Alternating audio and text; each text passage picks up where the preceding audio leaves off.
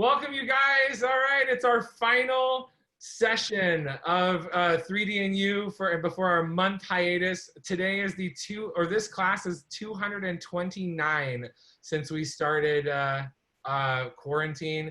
And what a better, there could be no better way than to go into our hiatus than with this incredible artist. He's done so much, it's overwhelming. So I'm just going to name a few things. Of course, you know him from originating Roger in the iconic musical Rent, of course, which he toured with, and then of course played again in the film. And then he did the original Radames and Elton John and Tim Rice's Aida. He was the final MC in the 1998 revival of Cabaret. He was Huey in Memphis as the first and only replacement. Billy Flynn in Chicago, William Shakespeare in Something Rotten, Chad in Disaster, Disaster Musical, and most recently, Edward Lewis in Pretty Woman. Please welcome the incredible Adam Pascal. Woo! Hey, hi everybody. I love that. Yes, I need one of those to follow me around. Those. Yeah, right. Well, welcome, sir. This is going to be such a blast. Thank you so much for being so gracious and taking your time. Of course, my pleasure. Yeah, and a shout out to, of course, our mutual friend of ours, Talia, for making this happen. This is so great. Indeed. Yeah. So I want to first of all ask you, how is quarantine treating you? What are you doing to stay busy, stay active? Tell us how you're dealing with this. I mean, I'm trying to stay busy. Sometimes not so. Sometimes I'm not busy. You know, sometimes I'm quite bored. I've got 2 teenage sons, so I try and stay busy by trying to keep them busy. Yeah. You know, I try and exercise. You know, every day, do something, even if I just go for a hike or a long walk or something. I try and do that. You know, I'm trying to stay creative, but sometimes I'm not feeling it. And that's okay. You know, I get asked often, you know, like, do you have any advice on like being creative during coronavirus? And my advice is, don't worry about it. Yeah. You know, this doesn't have to be the time when you write your opus, you know what I mean? You can do nothing. Like it's all we can do to stay sane. Right. You know what I mean? And if that's all, and if doing nothing keeps you sane, then that is just fine. You don't need to be creative. You don't need to be using this time as productively as you can. This is like unprecedented situation, and nobody knows how to handle this and what the right way is. There is no right way to deal with it. Exactly. And for me, the right way is whatever keeps you sane, you know? And so, and to not put pressure on one's self to be creative and productive and all of these things. You know, it's not like you're on spring break, or it's not like, you know what I mean? Like these are, you know, again, these are very trying times. And I think that, you know, people need to give themselves a break to not be creative and not be productive, and to just, you know, sort of keep themselves from going crazy. It's really wise. I mean, you know, people are using this time however it obviously best suits them, and to give yourself a reminder to give yourself grace. You know what I mean? Yes. That you know that it's okay to sit and take this all in and process it, and that there isn't, of course, like, I have to, you know, I have to. And so, yeah, it's nice to hear that. And, you know, we are, when we finally come out of this, we are going to be bombarded with everybody's musical about coronavirus and their songs they've written about it, and their books and their movies and their TV shows. It's going to be like enough already. Like, you know, yeah. Amen. So starting kind of at the beginning for you, I know that you started out as, of course, a musician. And that was like your love, a rock musician. And so when exactly did the theater bug bite? Like, when did that, or, you know, well, interestingly enough, it didn't really bite until I actually started doing theater. You know, I got cast in Rent before I had ever done anything. Oh my God, wait, that is so, that's unfair. That's just not fair. That's amazing. And when I say before I'd done anything, I mean, I've been toiling around New York City and in the tri-state area, playing in rock bands, you know, from the time I was 12 years old, and to no avail, and to empty clubs and empty bars. So I had sort of, I paid my dues emotionally, Sure, of course, of course. tenfold by the time I Living actually in New got, York will do that regardless of no matter what you do. Yeah. yeah, exactly. But Um, so it was the mid 90s, it was 1995. And most people don't know this, but Idina Menzel and I grew up together, and she grew up down the street from me. And so she had been cast as Maureen in the off-Broadway production, and knew that they were having trouble casting the role of Roger. They couldn't find somebody, and they opened it up to an open casting call. And she called me up and said, I thought of you. The character's a rock singer, and is this something you would ever want to try? And I said, okay, well, what do I have to do? The timing was really perfect. I had just left the band that I had been playing with for like many, many years. you kind of And so I really, say again?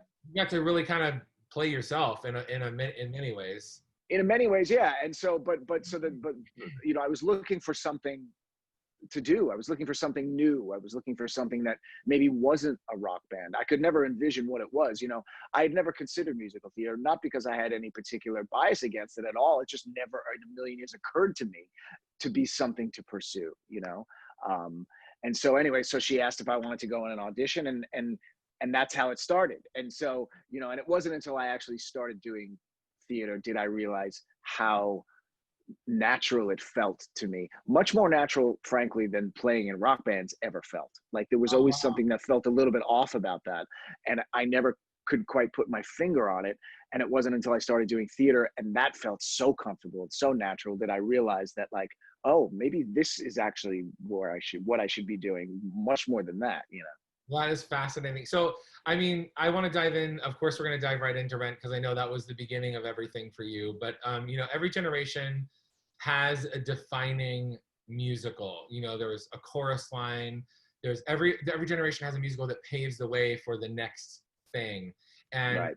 really, like 1996 happened, Rent happened, and it changed the musical theater, our industry, for forever. Without it, we likely wouldn't have Next to Normal. We wouldn't have Hamilton. We wouldn't have Dear Evan Hansen. There's many things that have come since that Rent paved the way for.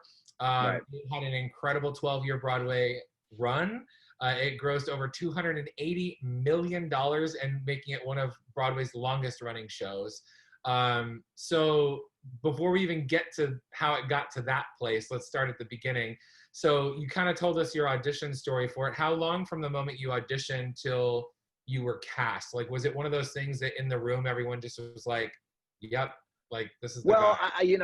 I think it was sort of, well, it was, my first audition was a Monday, my last audition was a Friday. So it was within a 5-day, and I auditioned 4 times in that time span. Wow. But I think that they obviously they really were interested in me, but they were hesitant given my lack of experience. So I think that they took a huge chance on me, because I had never done a theatrical production of any kind like that. So I think that was. Say again. Like one of those things where it's like, does he have the discipline? Is he going to even show up? Is he going to show up on time? Is all of it. Of course. Exactly right. And so I think that obviously, they heard what they were looking for, they saw what they were looking for, but they didn't know those unknown factors were the things that sort of kept them hesitant. But I guess by the last audition, they clearly they felt like it was worth taking a chance on. I was worth taking a chance on.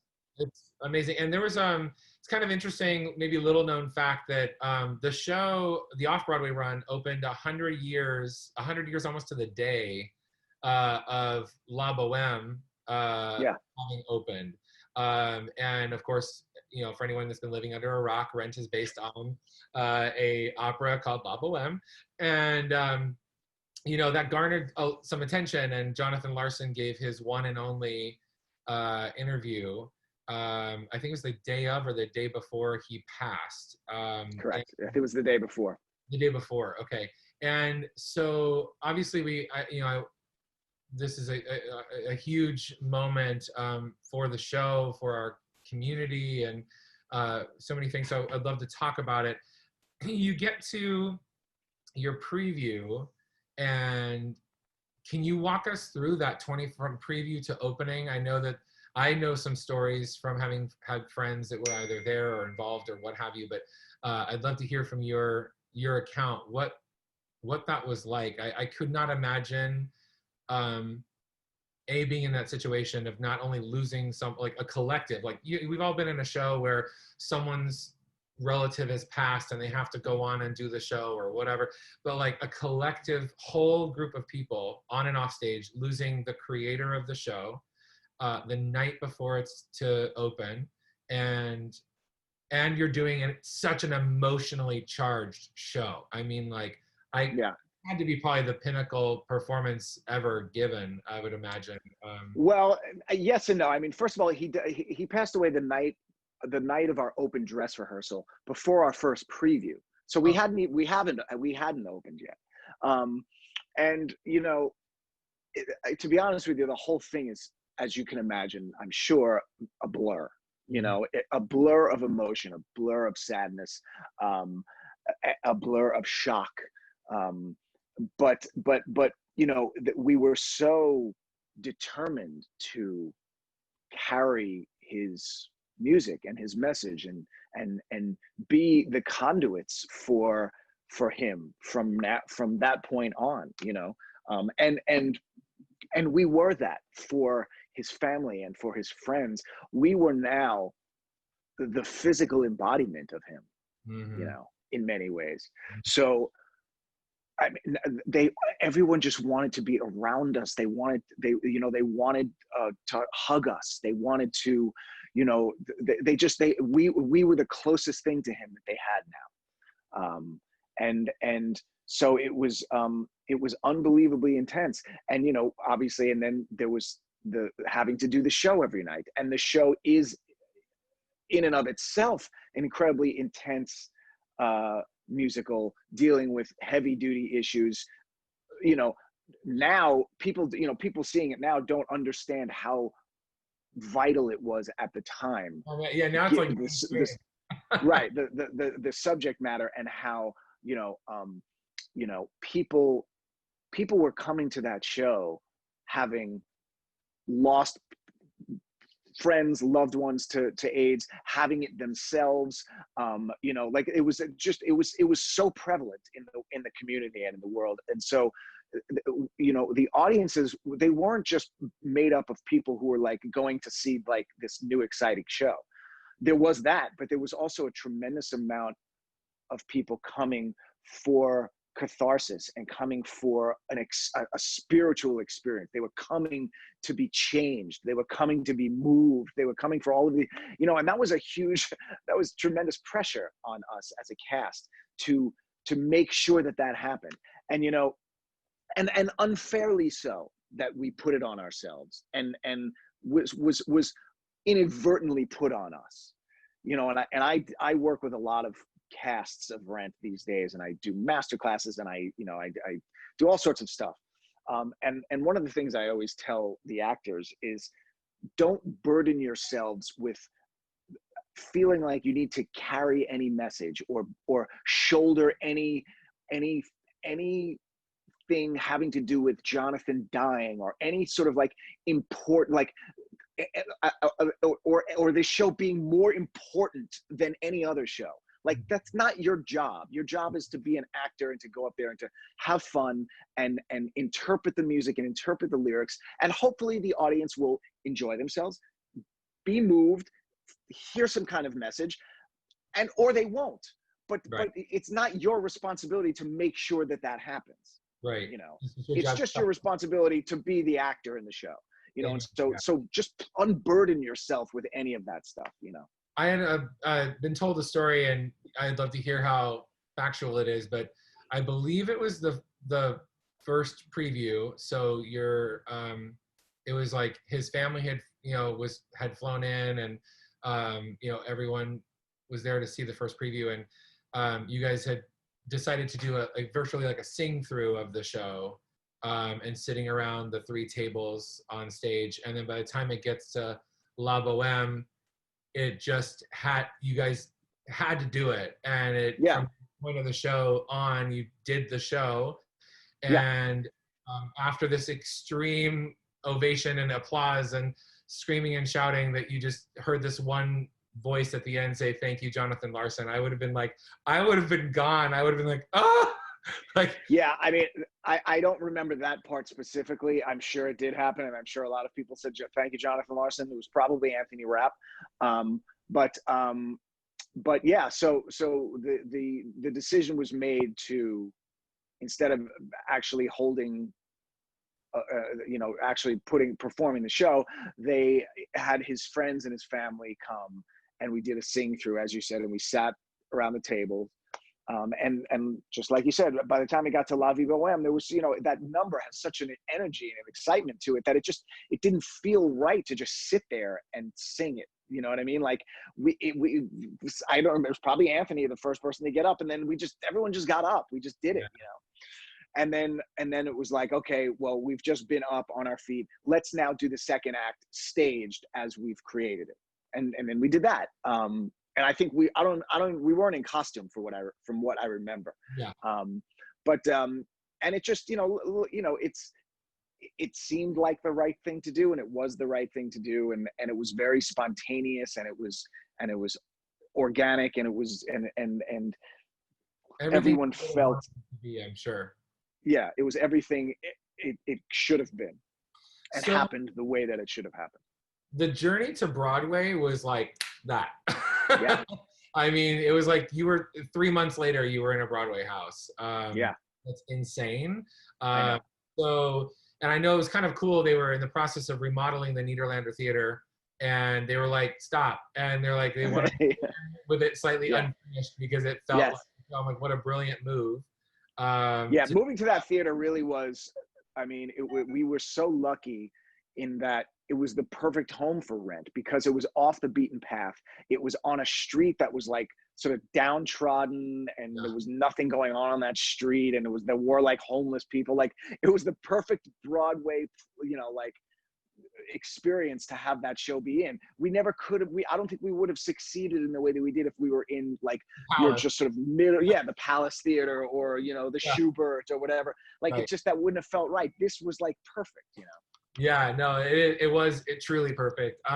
So talking about that move and just the preview process both for then off Broadway and for Broadway, that process in every show, as we'll talk about with Aida in a minute, like, is a time of change and evolution, right? Because the show's constantly doing rehearsal all day long and changing the show and performing changes at night.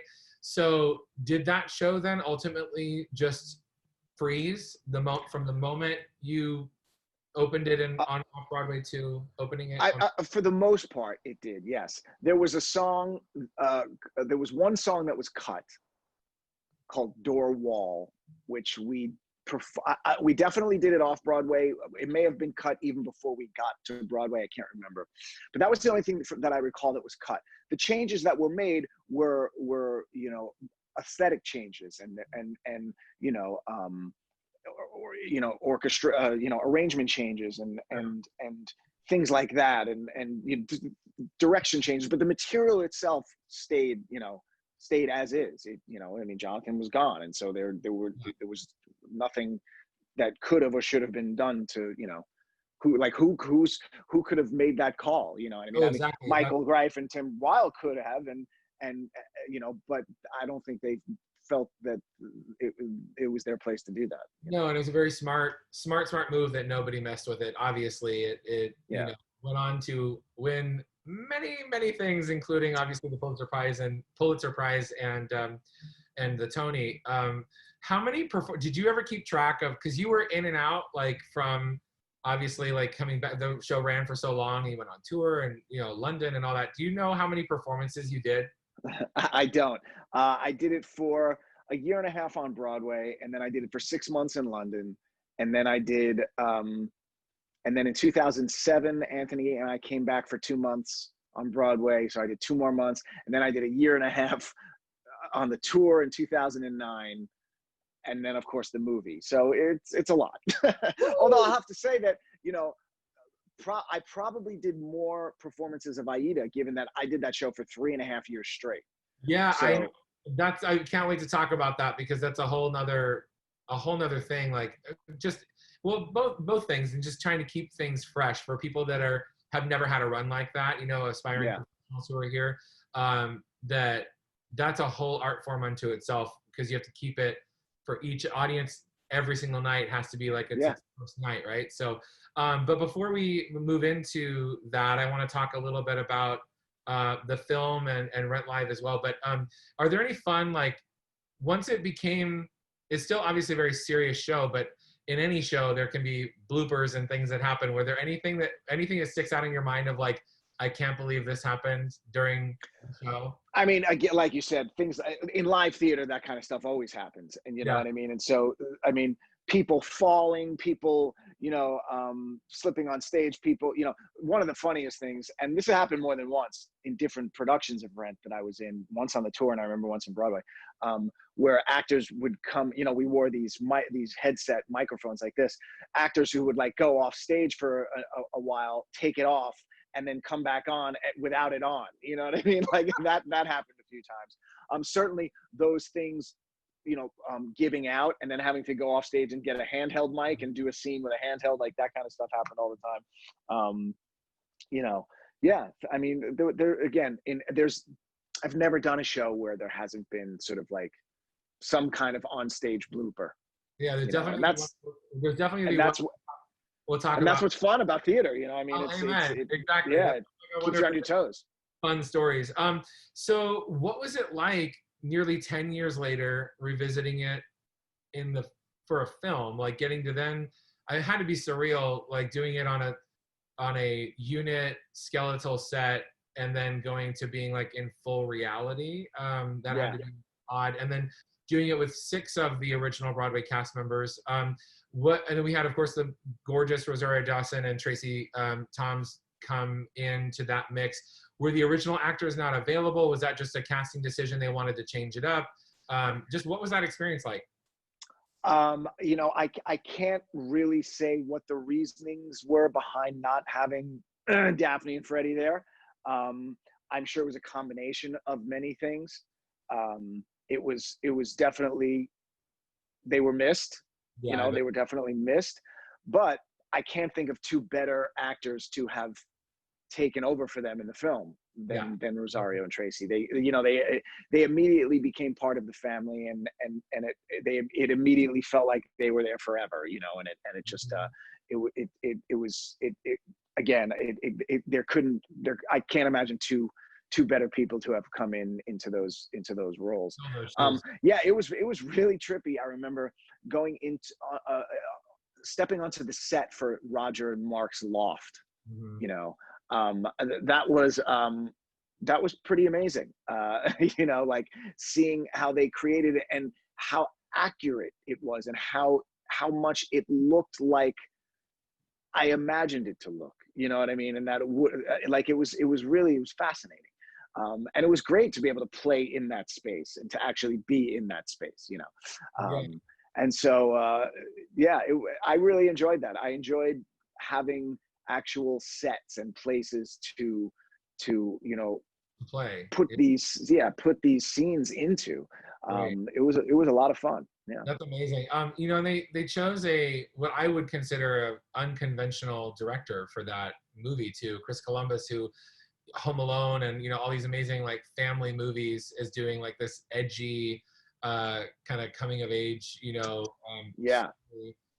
so what was that like having that kind of influence and infusion of ideas? There was many obviously things that were cut from the show into the film, and were you all along for the ride? Did you have input on things like that? And we had a tremendous amount of input. Like one of the greatest things about working with Chris, and there were so many things, he's such a wonderful guy and an incredibly talented guy. But one of the reasons why I think he wanted us there from the original cast was that he wanted this actual connection to Jonathan. He wanted our input. He wanted to know what we thought, how we saw things, how we envisioned things. And there were many times where we sat around a table and talked about how should we shoot this scene? How should this scene look? Where, you know what I mean? Like he really wanted and encouraged our input. And and you know, ultimately made the final decisions on his own, but really took the things that we said to heart, you know, and was very, you know, considerate of all of our opinions and thoughts about things. You know, I think ultimately one of the issues that ended up happening with the film was that there was a conflict between sort of like Chris and the studio and the tone in which the movie should take. And should it be like a really gritty, hardcore film, or should it be a little bit more family friendly? And like, so I think that in ways the film didn't quite know what it wanted to be tone wise. Right. You know what I mean? And so very much kind of walked a fine, like outsider looking in. And so my brother-in-law, that film, I mean, like that was it was easy. I gave him it as a Christmas gift that year because it was like his favorite. It like brought him like a new love for theater. He had never seen the musical before. It was very impactful for him. And me, who had seen the musical, of course, I loved it. And I loved that it was being documented, and loved that it was being documented with many of the original people and all of that. But of course, you go, oh, they left this out, or oh, wow, they steered away from how Roger's girlfriend killed herself, and oh, this and that. A lot of which I know that they had filmed, but later you hear on the DVD commentary that it's like we steered away from it because we were afraid of it being too dark. And I'm like, but that's what it is. It's kind of dark. Of course, and you know, ultimately that's Nothing when you get into the when you get into the editing room. Unfortunately, I think, as probably is the case with most directors, you know, you have the studio in there with you. Yeah. You know what I mean? Looking over your shoulder, going, wait a minute, how are the 14-year-olds going to be able to go? Right. You know, if you put that scene in, how the 14-year-olds can't go. You know what I mean? Like box office. Yeah, exactly. Yeah.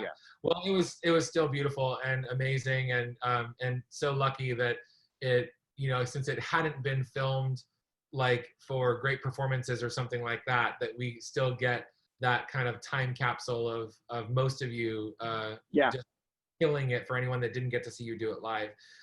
So let's move on to another little show, another one based on an opera. Evidently, that's what you do, Aida. So Disney had initially wanted the move, or it to be made into an animated film. They wanted to collaborate again with Tim Rice and Elton John for obvious reasons, and but then they decided it was going to go straight to a Broadway show. It went initially to Atlanta. And then a huge changeover happened from Atlanta to Chicago, which then entered you. Were you approached? Did you audition? Did you express interest? Like, how did your involvement? I didn't know anything about it. And I was just, you know, I got a call one day from my agent saying that there's this Disney musical, you know, it's called Aida, Elton John, Tim Rice, blah, blah, blah, blah, blah. They'd like you to audition. And it was really that, you know, I went in and I had a couple of different auditions. I think one was just for the creative team. And then I think they had me audition with Heather, and read some stuff with her. I think I had 2 or 3 auditions, I remember. You know, it was really a really interesting experience to go from Rent, which was like this, you know, off-Broadway, no money, sort of like, you know, ramshackle style of putting it together, you know, like to the opposite end of the spectrum, to like Disney, all the money, Elton John, all the pomp and circumstance. Right. But, you know, one thing doesn't necessarily indicate any less of a creative desire to make something great. You know what I mean? And one of the things that makes Disney shows so successful is Tom Schumacher, who heads Disney Theatricals, who in addition to having an incredibly keen business mind, he is an incredibly gifted person of creativity. And really, you know, wants these shows to be as good as possible. You know, like he's not just, you know, he's got enough money, as does Disney. Like it's not, you know, they're not just in it for the money. They want to create something wonderful, and you know, and obviously whether they end up doing that is subjective to the audiences and stuff, but that is always the intention. You know what I mean? They never rest on their laurels. They never go, oh, it's good enough. They like, you know, it's They work really hard. I mean, they really are powerful storytellers, and they do. I mean, they do incredible work, and of course they do have the money. But like you said, they have the heart and the passion, and they do like I have many friends who like my friend's office is literally you can throw a stone at Tom Schumacher, and I've seen and been up there and seen how they all work, and the community that is in that office is really amazing. And it's this particular show was so different for them, and I thought it was such a great move for them. I saw the show, so my friend Ko was one of the swings on the show. I remember Ko, yeah. Yeah, he and I did Hunchback together at Disney. And so I saw the show, standing room, man, back of the bus, and it was like so beautiful. The three of you guys, I mean, the whole cast, of course, but I actually saw, oddly enough, very full circle moment for me. I went knowing Ko, and then I saw Kelly, I think then Fournier or Thacker Provart. She's had a million last names. But it was her first night on for Amneris, and I didn't know her at the time, and later have directed her a couple of times, and she's a good personal friend. I love her so much. Oh, great. Yes, she's wonderful. But yeah, I remember being down in the like right down like the stage door, and you went down those stairs, and there was like that little small lobby area, and I met you, and you had like a little dog with you, and it was like, I did. I wonder who. I must have been my dog Carly. I must have had Carly with me. Yeah, a little dog. And anyway, everyone was so gracious, and that whole show was, I mean, what a cast, what a team, what a show. It won Tony's, a Grammy Award. I mean, it was insane. Well, let me I just want to give you throw in a little quick thing to give you a little perspective about the industry, and certainly at that time, it's gotten better, but how biased the industry was towards Disney, and towards the influence that Disney had on Broadway. Yeah. So, so this was obviously, let's see, this was their third musical. There was Beauty and the Beast, there was Lion King, and then there was this. Right. So you mentioned the Tonys. Aida was not nominated for Best Musical. I know, it's crazy. It was not nominated for Best Musical. However, it was nominated for 4 other Tonys, which it won. It won Best Actress, it won Best Music, it won Best Lighting and Costume, and it won Best Score. Right. So that begs the question, how could you not even nominate it for Best Musical when it wins Best Music and Best Score? and you know, Best Book, and in what world could that possibly exist? And the musical that won that year was Contact, which didn't even have which didn't even have an original score at all, or a book. Yeah, I know. It's wild. That was a big upset. That whole year was really weird. And that kind of politics happens all the time. I was talking to my friends who were in like the original company of Matilda. It was before the Tonys, and they're like, oh, they've already sat us down, and they were like, we're from London, we don't play the like political game here, we're not gonna win, but we're gonna run, don't worry. Right. And like it's just, you know, politics. It's just, Broadway is regional theater with more money. It's the same kind of, same kind of politics and same kind of BS everywhere, and it's unfortunate because it's always the best thing that ends up winning. But it definitely didn't hurt Aida's success, that is for certain. You guys had an incredible run. So when you joined, well, first of all, what was it like working with Tim Rice and Elton John? I mean, like, that had to be a surreal experience. It was, but you know, look, you don't really work with them. Sure. You know what I mean? Like, they, you know, they would show up on the rare occasion to sort of check in and say hello to everybody, but you don't work with them. They're not there. They're not, you know what I mean? And so I've actually become pretty friendly with Tim Rice over the years because I've worked with him on a number of other projects. And he's a wonderful guy and such a down-to-earth guy and such a normal guy. You know, like sometimes you meet these sort of iconic celebrities in their industries, and after a few minutes they kind of put you at ease, and you can sit and have a drink with them and have a meal and like have a normal conversation and you feel comfortable. Tim is totally like that. Elton is not like that. Yeah. Elton is the exact opposite of that. Right. You know, he's just not that guy. He doesn't put you at ease. He doesn't make you feel comfortable. He doesn't, you know what I mean? He is this larger than life figure who revels in being this larger than life figure, Right. and revels in being looked at and thought of in that way. And he's just, I really like him, but he's not somebody that I like would ever want to spend time with, because he's just, it's not comfortable to be around him. Yeah, and I can't even imagine what that kind of stardom, you know, and anyone like that, like what that does to you. I mean, like you never know who your Well, friends but my point is that it what it does to you has a lot to do with who you are, because there are other people who are arguably as big of stars as he is who aren't like that. Right. You know what I mean? And a similar example is, I did a really early workshop of Tarzan, and Phil Collins wrote the music to Tarzan. And Phil Collins, you know, certainly at certain times in his career was as big as Elton John, you know what I mean? Was one of the biggest stars in the world, biggest rock stars in the world, sold hundreds of millions of records. You know, Phil Collins was was there every day in the rehearsal room.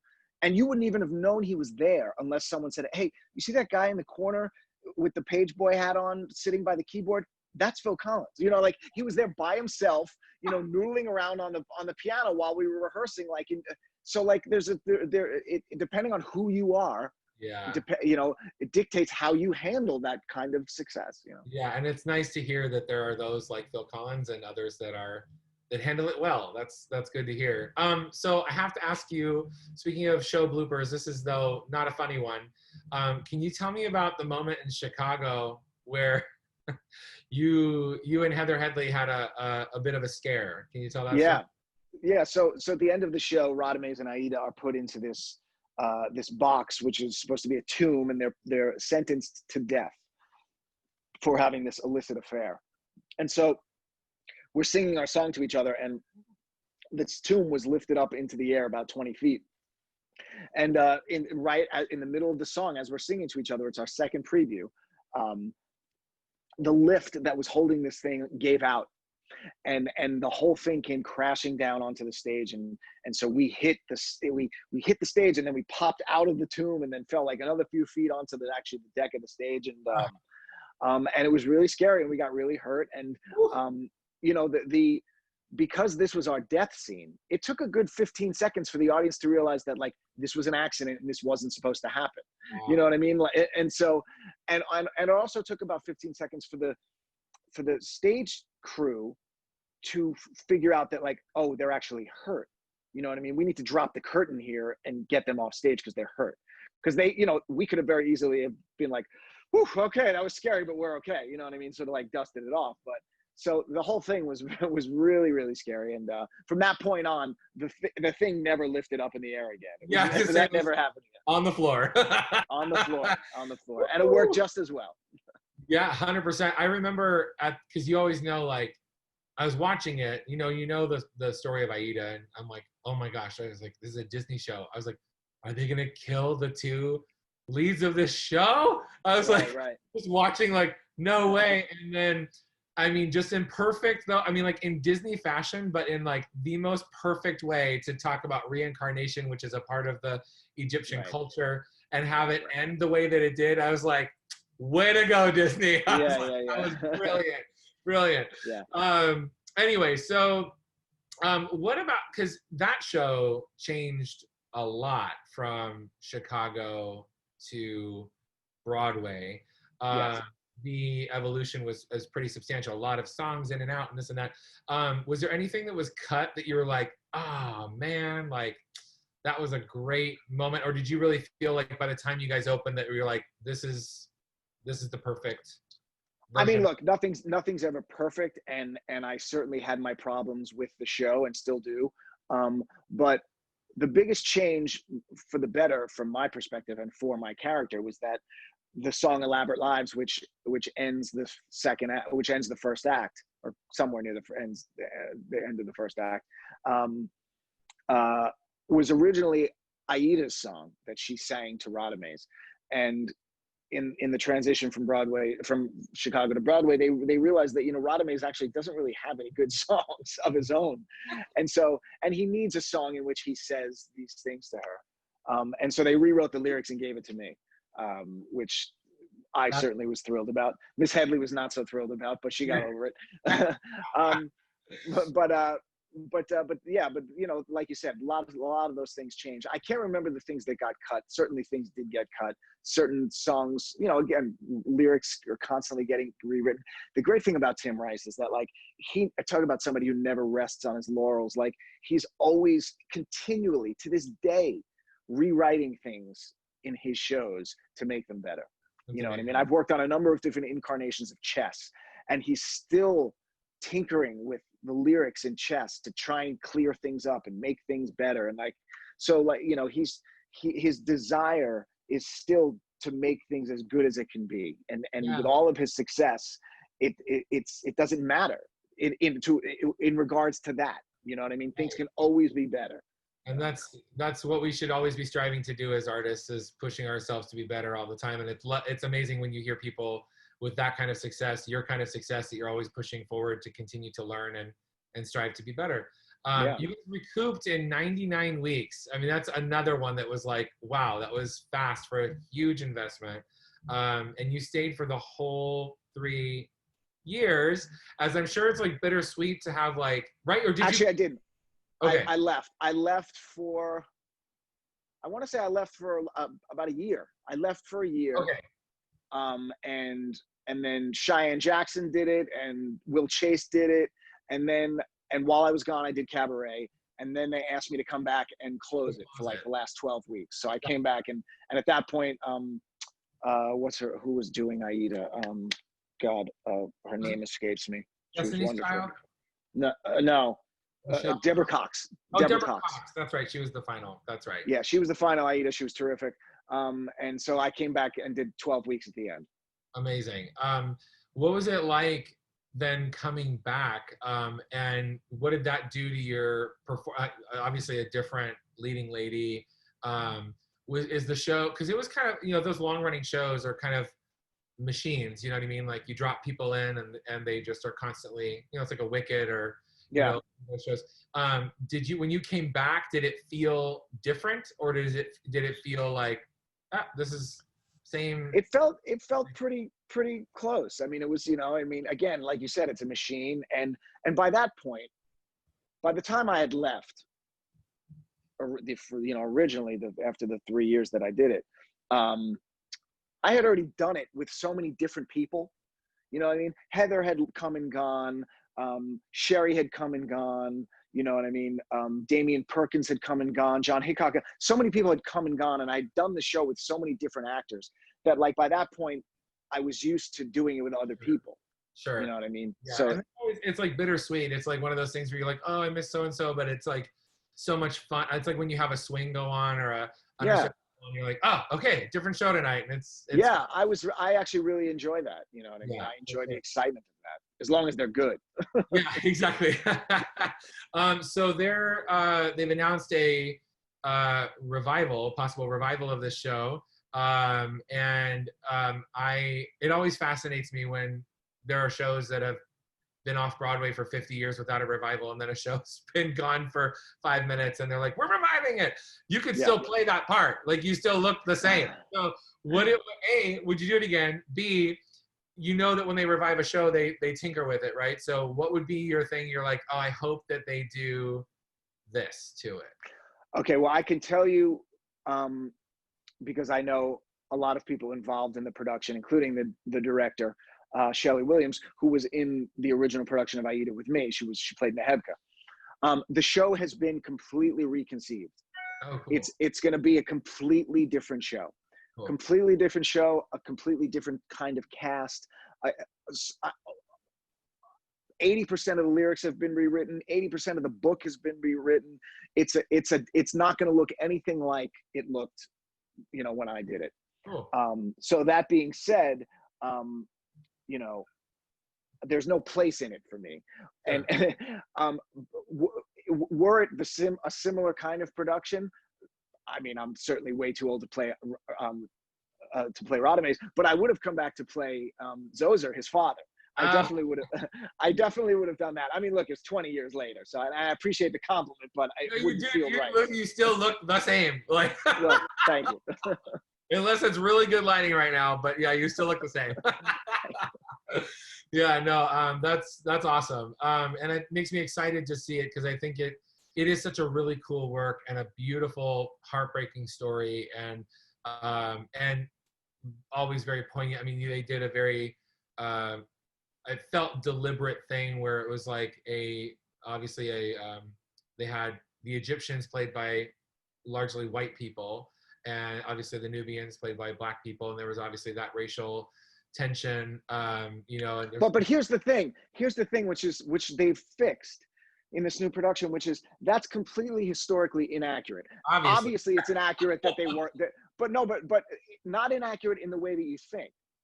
It's not that, you know, I mean, obviously that there were Nubians and then there were Egyptians, but they were all the same people. They were all the same, basically the same ethnicity for the most part. You know what I mean? Like there wasn't this huge distinction physically between what they actually looked like. It was a class. You know what I mean? Yeah, right. Yeah. So the cast is pretty much going to be a racially mixed cast, but no white people, because there were no white people there. It doesn't, you know what I mean? Like it doesn't make any sense. You know, they used to spray tan me to try and make me look more. I mean, it was like you lived in the sun. Yeah. Oh my gosh, I love it. Well, no, that's exciting to hear because it was something that was always, just as a director myself, I would look at that going like, why is Amneris blonde? And, you know, why, like, it's just, you know, it was an artistic choice and obviously it worked well for that production, but it's cool to see that they're, in today's climate, I don't think that could happen. Do you know what I mean? Like, yeah, the historical accuracy of the cultures and the people of that time is being well respected in this new production. That is awesome. That's awesome. So you've done a lot of long runs. You have mastered, you know, you're among those that have mastered being able to do a lot of long runs. So how do you mentally, physically prepare? How do you keep it fresh? What are your vocal stamina tricks of the trade? Like, how do you get through that? Well, obviously mentally is the hardest thing to do.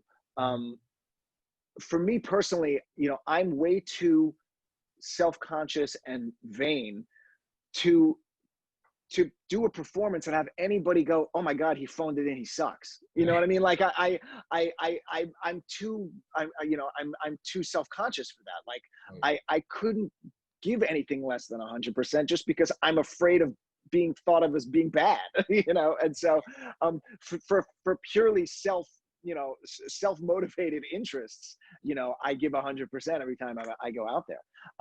And, you know, part of becoming a professional is learning how to do it when you don't feel like doing it. Right. You know what I mean? Learning how to act.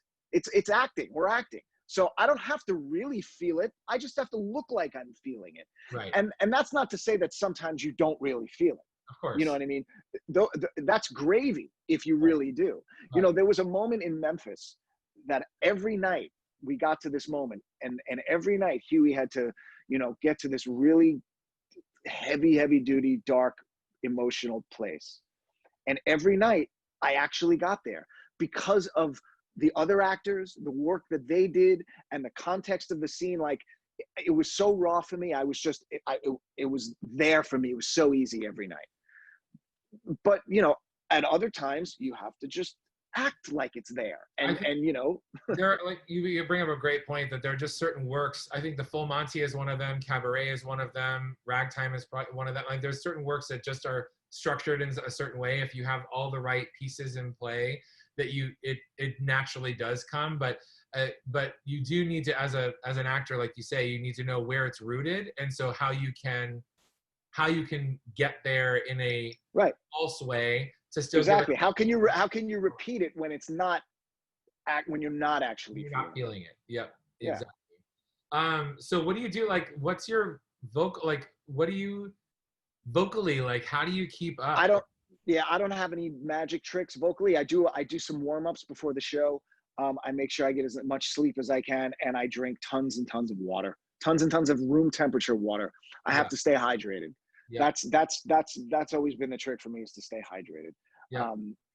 And there are certain foods that I need to avoid when I'm performing that, you know, give me phlegm on my vocal cords and things like that. But Yeah. for me, talking is always much more taxing on my vocal cords than singing.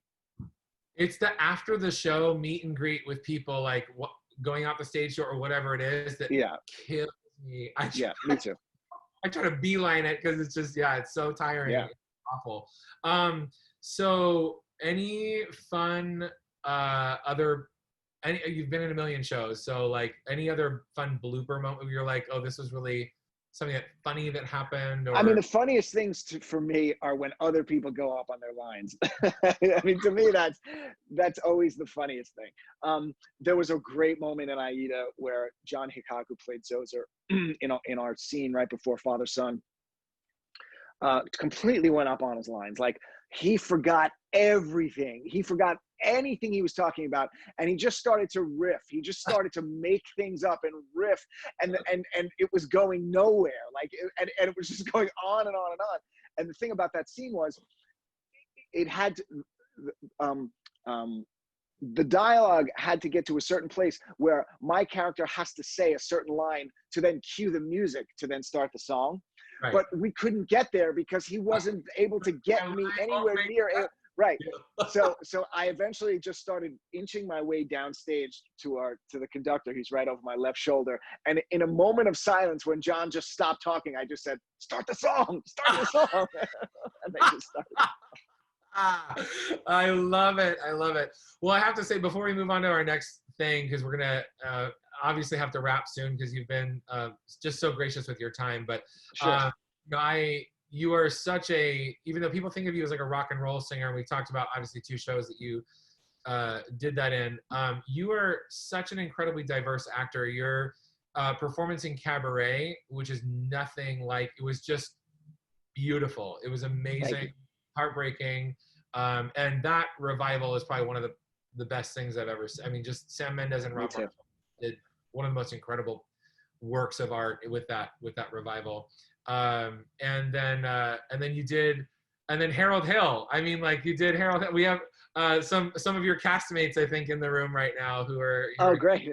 Yeah, and yeah, it's just amazing. You're just, yeah, it's truly awesome. But you went and then signed a solo contract with, I think I'm going to say this right, Shish Kaboom.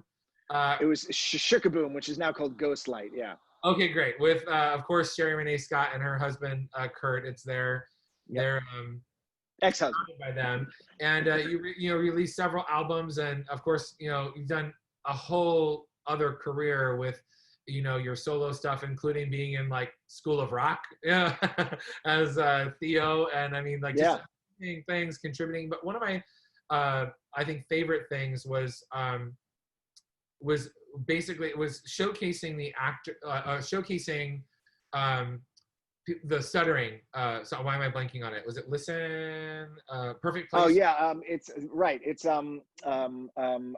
what's his name? Oh God, it was a long time ago. But yes, it's this Perfect Place. Perfect Place on the it was like on the album Listen, right? Yes, thank you. There you go. Yes. And it was written by adolescents who stutter. And I'm like, that's just so beautiful and incredible. You've done so many amazing things. Are you working on any music or any more albums at all that we can? Right now, I was working on a musical for a long time, which is an adaptation of a film, and I decided after working on it and then putting it away for a while and then just recently coming back to it that I'm going to release it as a concept album. As opposed to actually putting it out, trying to make it into an actual musical. Maybe at some point it would become one, but I can't do that now. But what I can do is I can make the music and put it out. So I'm working on that right now, actually. That's amazing. Yeah, so I'm probably going to do it. I'm going to like put out like song by song. You know what I mean? So I'll finish a song, I'll put it out there, let people hear it, see what they think, and then I'll put because if I wait to get the whole thing done, God knows how long that'll take. So I'm just doing sort of song by song. That's amazing. So we're gonna open it up to take a couple lucky people who can ask you a question, and then we're gonna do our 2-minute rapid fire and wrap this up. Again, you've been incredible. So if you have a question for Adam, Gigi's gonna choose you at random. Just put your hand up, and we'll unmute you. I see Tara Sampson. Yes. Go ahead. Hi. All right. Hi, how are you? Good. How are you? Good, thank you. I actually, Julie Janelle Salkin was my voice teacher in college. Oh, fantastic. Yeah, I was just talking to her the other day. But so I'm actually a professional singer and actor and voice teacher. And I often have students who struggle with, especially like in their teen years, struggling with giving themselves grace and remembering that they're not a machine and they're not going to be perfect all the time. Yeah. And so what advice would you have for maybe putting it into words to remember that it doesn't have to be perfect every time you sing it? Well, I mean, basically, from my perspective, it's never perfect because perfect is something that's completely subjective. And so, and I look, I remember what I was like as a teenager, you know, and you always wanted to, you want to be able to sound like and sing like the people that you idolize, you know what I mean? And if you're not exactly like that, you think it's, you know, like I'm failing. But you know, I you know, and I work with a lot of kids too. And I just try and emphasize to them that, like, if you're going to make yourself mental over this, like if every time you sing, you beat yourself up because you think you're not good enough, or stop doing it. Just don't do it, because why do it? You should be doing it because you enjoy it and you love it. And if it's something that makes you crazy and unhappy and you're constantly, you know, like upset with yourself, do something. Stop. Do something else. You know what I mean? Like it's so much of being a performer has to do with your personal constitution, and some people just don't have that. Like, they're too neurotic. They could be the best singer in the world, but they can't see it. You know what I mean? And so I don't try to dissuade obviously anybody from anything, but like, just like I said at the top of the show when we were talking about, like, how do you be creative when, you know, you're in coronavirus? Like, you know what? Sometimes don't, you know what I mean? Like, and so, but I just try and tell people, never ever try and sound like the person you're listening to. Never try and sound like the cast album. Never try and sound like the actor who created the role. Nobody wants you to sound like that. You know what I mean? If you go into a room trying to do your imitation of Idina Menzel, you know what? They're not going to hire you. They're going to hire the kid who doesn't sound like Idina, but sounds great in their own right. That's what they want. You know what I mean? So I try and emphasize to kids, like, you just have to do you. Do what you do. Be who you are. Incorporate all of your influences, but don't try and sound, be, act, look like anybody else, because nobody wants that from you. You know what I mean? Like, that's the hard thing to internalize, that, like, no, people don't want that. Like, you think that that people do because you're young and you want to be like that, because you want to sound like that, you want to look like that. But the rest of the world doesn't want that from you. And they want the best version of you that you can give them. And so to me, that's the best advice. You know? Yes, I mean, no better answer. That is beautifully put and exactly right on the money. Could not be more perfect. While Gigi's gonna pick one more person, I'm gonna say my question for last. Okay, go ahead. Next person. Gigi. Oh, you're muted, Gigi. Sorry, Cornelius Lindsay, you're up. Yay. Any lifelong relationships from any of the shows you've been in? And will we see you on stage after the pandemic? And hopefully a 3D stage? Hey. I certainly hope that I will be back on a stage at some point, if any of us are back on stages after the after the pandemic. Yes, many lifelong friendships. Jesse Martin, who played Tom Collins, is still one of my closest friends. One of my favorite actors. After all of these years. Anthony Rapp as well, still one of my closest friends after all of these years. I'm still friends with Sherry Renee Scott from Aida. Let's see, James Eigelhart from Memphis, Rob McClure and Josh Grizzetti from Something Rotten. So yeah, you know, look, for everyone who's been in shows, you know that when you are in a show, like, you love everybody. Everyone falls in love with each other. Like, you think, like, oh, I can't imagine my life, you not in my life every day. right? But then like the show ends and you move on, and it's hard to maintain that kind of intimacy with people when, you know, once people. the show ends. Yeah. Yeah. And so the you know, a few people stick, you know, and then everyone else, look, you'll always be friends with everybody. You'll always have that connection. When you see them after however many years, it's like no time has passed. It's like family. But you don't stay in constant contact with everyone from your family. You know what I mean? Right. Like some cousins you don't see for 20 years, and then you see them and it's, oh my God, how are you? It's, you know, that's just the nature of the business and the nature of how these relationships are formed. Yeah, that is awesome. And Talia and I have decided that she's going to stage manage, I'm going to direct, and you're going to do a show at 3D. So we'll just let you know when that's happening. You just tell me what show, I'll be there. Okay, perfect. So I had a little birdie had told me that you're coaching. Are you coaching or teaching at all? Amazing. So are you doing is that guitar, vocal performance? What are you doing? It's vocal performance. It's musical theater, pop and rock vocal performance. The website is called Artists and Beyond, and there's a number of different, you know, coaches that are on there, people that, you know, that all those students will know, and all the kids will know, different actors and stuff. And yeah, I've been doing that for a while. I actually taught a class this past semester at UCLA as part of their musical theater program. Amazing. That's awesome. So yeah, so it's something that I've been doing for a number of years now, and I love it. You guys, you could be taught by this iconic artist. So go check out that website and sign up. That would be, I know my young musical theater nerd self that'd be like dream come true. I'd be like, oh, my teacher's out of Pascal, what? So yeah, check that out. You guys, please, we're gonna do a 2-minute round of questions real quick, because it's our tradition. It's gonna be rapid fire. Are you ready, Adam? I'm ready. Let's go. Okay, let's do this. All right, what book are you planning on reading? Adam? Oh, Yes. Kyle, go down. Too loud. Too loud. Okay, there we go. What book are you planning on reading? Well, the book that I just finished was 2001: A Space Odyssey. I finished it this morning. Oh, amazing. What's your favorite solo artist? Favorite solo artist? Oh God. Well, it was Chris Cornell, unfortunately, before he passed away. But yeah, Chris Cornell. It'll be him. Yes. All right. What's something you're tired of? The coronavirus. Yeah. What city or place would you most like to visit that you've not?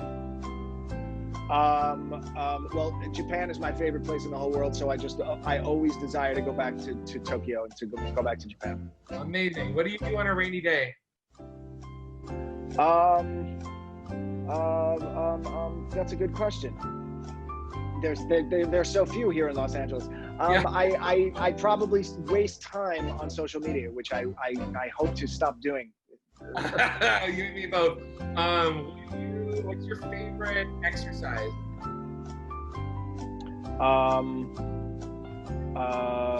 You know what? I do all these different classes. It's called fitnessblender.com, and they have like strength training, cardio, high intensity cardio, yoga, all this stuff.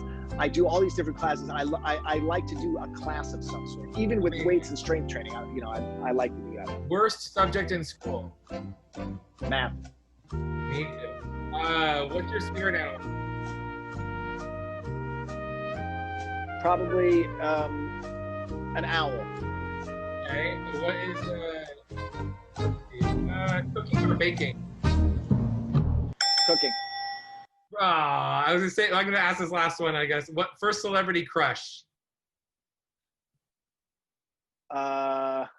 Marie Osmond. Yes, a perfect final answer. That is amazing. You guys, a huge virtual round of applause for this incredible artist, giving us his time today. What an honor, Adam, to have you on. Thank you so much for coming on and being so candid with us.